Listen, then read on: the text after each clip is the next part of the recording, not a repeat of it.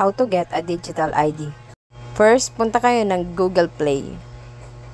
Then, i-search nyo ang egov.ph. I-install nyo or i-download nyo to.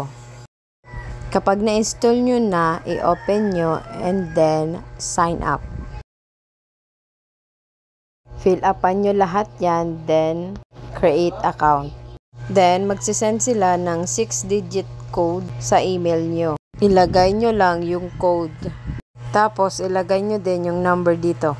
Tapos, magsisend din sila ng OTP number na sinend doon sa phone number na nilagay nyo.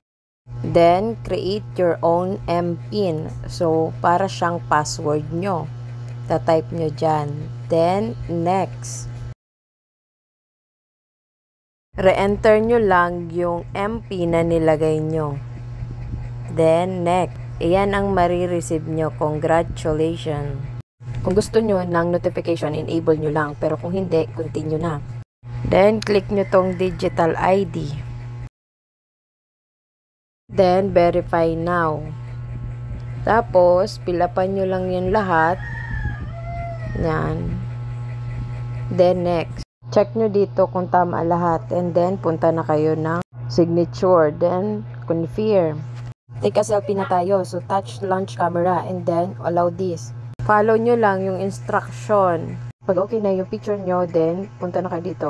Dito na tayo sa capture your ID. So, pili lang kayo ng ID na meron kayo. Then, picturean nyo lang ng maayos. Your account is now being reviewed. Wait lang tayo ng maximum of 7 days to get your account verified. Comment update para magawan ko ng video about sa approval nitong account.